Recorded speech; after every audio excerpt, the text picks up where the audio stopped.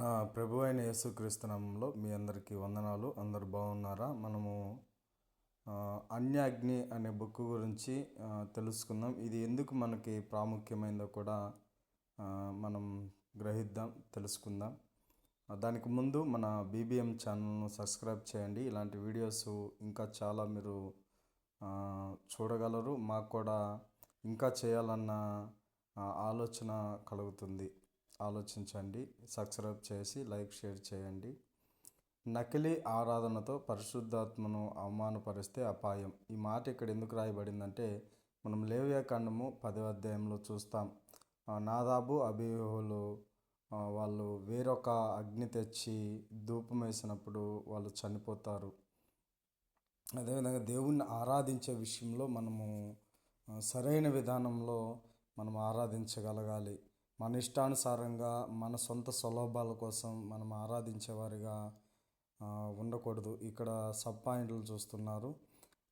అన్యాగ్ని సందేశానికి ప్రశంసలు, రచయిత గురించి పరిచయం, ఆయన నామం కోసం. మొదటి భాగం, నకిలీ ఉజ్జీవాన్ని గద్దించడం, పరిశుద్ధాత్మను అపహసించడం, పరిశుద్ధాత్మ యొక్క నూతన క్రియ, ఆత్మలను పరిరక్షించుట మొదటి భాగం, ఆత్మలను పరీక్షించుట రెండవ భాగం, నకిలీ వరాలను బట్టబయలు చేయడం. అపోస్తలులు మన మధ్య ఉన్నారా?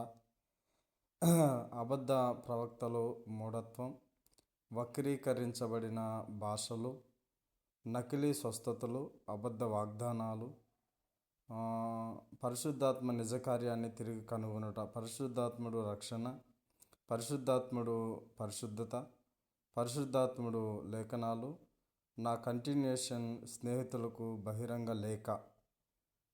ఇలా చాలా విషయాలు ఈ పుస్తకంలో పొందుపరిచి ఉన్నాయి. మనం నిజంగా చాలాసార్లు అనుకుంటాం, నిజంగా అపోస్తులు అని పేరు పెట్టుకొని చాలామంది ఉంటున్నారు, ప్రవర్తనలు అని పేరు పెట్టుకొని చాలామంది ఉంటున్నారు. నిజంగా ఆ పేర్లు అట్లా పెట్టుకోవచ్చా? అదేవిధంగా నిజమైన స్వస్థతలు ఇంకా ఉన్నాయా? పాస్టర్స్ ద్వారా నిజంగా ఇప్పటికీ స్వస్థతలు జరుగుతున్నాయా? నూనె ప్రార్థనలు, కర్చి ప్రార్థనలు ఇలాంటివి ఉన్నాయా? లేదంటే ఎందుకు క్రీస్తు నామాన్ని ఇంతగా అవమానపరుస్తున్నారు? వాళ్ళ సొంత స్వలాభాల కోసం ఇలా చేస్తున్నారు. చాలా విషయాలు ఈ పుస్తకం మీకు అందిస్తుంది. ఇది ఖచ్చితమైనటువంటి రుజువులతో రాయబడిన పుస్తకం.